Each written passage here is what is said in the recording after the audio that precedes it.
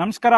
Karnataka CC bus owners, driver ಹಾಗೂ ನಮ್ಮ ಹಿತೈಷಿಗಳಿಗೆ ಏನ್ ತುಂಬಾ ದಿನದಿಂದ ಕೇಳ್ತಾ ಇದ್ರಿ, ATP ಅಂದ್ರೆ ಈ NL, DD, AR ಇವೆಲ್ಲ ಏನಾಯ್ತು? ತುಂಬಾ ದಿನದಿಂದ ಅಪ್ಡೇಟ್ ಕೇಳ್ತಾ ಇದ್ರಿ, ಇದಕ್ಕೇನು ಒಂದು ಕೊನೆ ಇಲ್ವಾ ಅಂತ. ಹೌದು, ಕೇಂದ್ರ ಸರ್ಕಾರ ಗಜೆಟ್ ನೋಟಿಫಿಕೇಶನ್ ನ ಹೊರಡಿಸಿದೆ. ಹಂಗಾಗಿ ಏನು ಇದ್ರ ವಿರುದ್ಧವಾಗಿದ್ವಿ, ಏನು NL ಆಗಿರ್ಬೋದು, DD ಆಗಿರ್ಬೋದು, ಇವ್ರುಗಳು ಬಂದು ಇಲ್ಲಿ ಬಾಡಿಗೆ ಮಾಡೋ ಅಂತದಾಗಿರ್ಬೋದು ಅಥವಾ ಆಪರೇಟ್ ಮಾಡೋ ಅಂತದಾಗಿರ್ಬೋದು, ಇದ್ರ ವಿರುದ್ಧ ಇದ್ದವರಿಗೆ ಇವತ್ತು ಒಂದು ಹಬ್ಬ ಅಂತಾನೆ ಹೇಳಕ್ ಇಷ್ಟಪಡ್ತೀನಿ. 2 ದಿನದ ಹಿಂದೆ ಶಿವರಾತ್ರಿ ಹಬ್ಬ ಆಗಿದೆ. ಆದ್ರೆ ಬಸ್ ಓನರ್ ಗಳಿಗೆ, ಕರ್ನಾಟಕ ರಿಜಿಸ್ಟ್ರೇಷನ್ ಬಸ್ ಓನರ್ ಗಳಿಗೆ ನಿನ್ನೆ ಮತ್ತು ಇವತ್ತು ಹಬ್ಬ ಅಂತ ಹೇಳಕ್ ನಾನು ಇಷ್ಟಪಡ್ತೀನಿ. ಕೇಂದ್ರ ಸರ್ಕಾರ ಗೆಜೆಟ್ ನೋಟಿಫಿಕೇಶನ್ ನ ಹೊರಡಿಸಿದೆ. ಆ ಗೆಜೆಟ್ ನೋಟಿಫಿಕೇಶನ್ ಅಲ್ಲಿ ಏನೆಲ್ಲ ಇದೆ ಅಂತ ಹೇಳಿದ್ರೆ, 60 ಡೇಸ್ ಅಂದ್ರೆ 60 ದಿನದ ಒಳಗಾಗಿ ಈ NL ಆಗಿರ್ಬೋದು, DD ಆಗಿರ್ಬೋದು, AR ಆಗಿರ್ಬೋದು, ATP ವಾಹನಗಳು ಅವರ ಮದರ್ ಸ್ಟೇಟ್ ಗೆ ವಾಪಸ್ ಹೋಗತಕ್ಕದ್ದು. ಅದೊಂದೇ ಅಲ್ಲ, ಪಿಕಪ್ ಆರ್ ಡ್ರಾಪ್. ಅದರ ಅರ್ಥ ಏನು ಅಂದ್ರೆ, ಇಲ್ಲ ಡ್ಯೂಡಮನ್ ಅಲ್ಲಿ ಪಿಕಪ್ ಮಾಡಿ ಅವ್ರೆಲ್ಲಾರು ಡ್ರಾಪ್ ಮಾಡಬಹುದು, ಇಲ್ಲ ಬೆಂಗಳೂರಲ್ಲಿ ಪಿಕಪ್ ಮಾಡಿ ಡ್ಯೂಡಮನ್ ಗೆ ಡ್ರಾಪ್ ಮಾಡಬೇಕು. ಪಿಕಪ್ ಆರ್ ಡ್ರಾಪ್ ಅವರ ಮದರ್ ಸ್ಟೇಟ್ ಅಲ್ಲೇ ಆಗಿರ್ಬೇಕು. ಮತ್ತೆ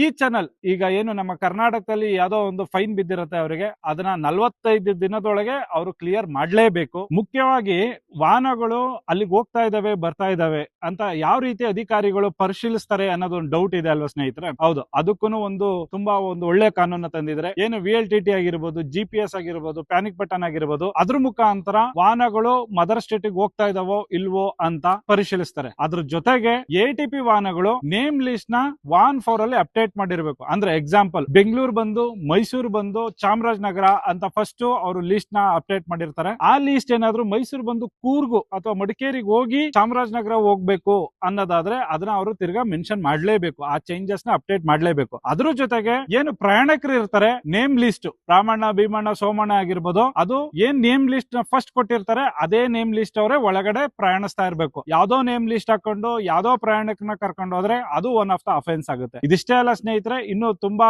ಕಾನೂನುಗಳು ತುಂಬಾ ನಮ್ಮ ಪರವಾಗಿ ಬಂದಿದೆ. ಅಂದ್ರೆ ಏನು ನೊಂದ ಕರ್ನಾಟಕ CC ಓನರ್ಸ್ ಗಳಿದ್ದಾರೆ, ನಮ್ಮ ಪರವಾಗಿ ಬಂದಿದೆ. ಇದಕ್ಕೆ ಕಾರಣಕರ್ತರಾದ, ಪೂರ್ವಕವಾಗಿ ಬೆನ್ನೆಲುವಾಗಿ ನಿಂತ ನಟರಾಜ್ ಶರ್ಮಾಜಿ ಆಗಿರ್ಬೋದು, ನಮ್ಮ ಭೈರವ ಸಿದ್ದರಾಮಣ್ಣ ಆಗಿರ್ಬೋದು, ಶಬರಿನಾಥ್ ಅವ್ರ ಆಗಿರ್ಬೋದು, ನಮ್ಮ KTT ರವೇಣ ಆಗಿರ್ಬೋದು, ಹಾಸನ ಭಾಗದ ನಮ್ಮ ಚಾಲಕರು ಹಾಗೂ ಮಾಲೀಕರಾಗಿರ್ಬೋದು, ಮಂಡ್ಯ ಭಾಗದ, ಮೈಸೂರು ಭಾಗದ, ಚಾಮರಾಜನಗರ ಭಾಗದ, ಶಿವಮೊಗ್ಗ ಆಗಿರ್ಬೋದು, ಕೊಡಗು ಆಗಿರ್ಬೋದು, ಪಾಂಡವಪುರದ ಕೆಲ ಮಾಲೀಕರು ಮತ್ತು ಸ್ನೇಹಿತರುಗಳಾಗಿರ್ಬೋದು. ಅದಷ್ಟೇ ಅಲ್ಲ, ATP ರಿಜಿಸ್ಟ್ರೇಷನ್ ಮಾಡಿಸ್ಕೊಂಡಿರೋಂತ ನಮ್ಮ ಸ್ನೇಹಿತರುಗಳು, ನಮ್ಮ ಜೊತೆಲಿದ್ದಂತ ಸ್ನೇಹಿತರುಗಳೇ ಆಗಿರ್ಬೋದು ಅಥವಾ ಮಾಲೀಕರುಗಳೇ ಆಗಿರ್ಬೋದು, ಎಲ್ಲಾರು ಈ ಒಂದು ವಿಚಾರಕ್ಕೆ ಸಪೋರ್ಟ್ ಮಾಡಿದ್ದಾರೆ. ಎಲ್ಲಾ ಚಾಲಕರು, ಮಾಲೀಕರು ಇದಕ್ಕೆ ಟೆಂಪೋ ಟ್ರಾವೆಲರ್ ಏನು TT ಮಾಲೀಕರುಗಳಾಗಿರ್ಬೋದು, ಚಾಲಕರುಗಳಾಗಿರ್ಬೋದು, ನಮ್ಮ ಮಂಟಲಿಂಗೇಗೌಡರಾಗಿರ್ಬೋದು, ಮೈಸೂರು ಮುತ್ತು ಆಗಿರ್ಬೋದು, ಹಾಗೂ ನಮ್ಮ ಮೈಸೂರಿನ ಸುಮಾರು TT ಓನರ್ಸ್ ಗಳು, ಸ್ನೇಹಿತರುಗಳಾಗಿರ್ಬೋದು, ಎಲ್ಲರೂ ಸಪೋರ್ಟ್ ಮಾಡಿದ್ದಾರೆ. ಇದೇ ರೀತಿ ಒಗ್ಗಟ್ಟಲ್ಲಿರೋಣ. ನಾಳೆ ದಿನ ಏನೋ ಒಂದು ನಮ್ಮ ಉದ್ಯಮಕ್ಕೆ ಒಂದು ಸಮಸ್ಯೆ ಆದಾಗ್ಲೋ, ಇಲ್ಲ ಒಂದು ಒಳ್ಳೆ ರೀತಿ ಏನೋ ಒಂದು ಅಥವಾ ಕಾರ್ಯರೂಪಕ್ಕೆ ಬರಬೇಕು ಅಂದಾಗ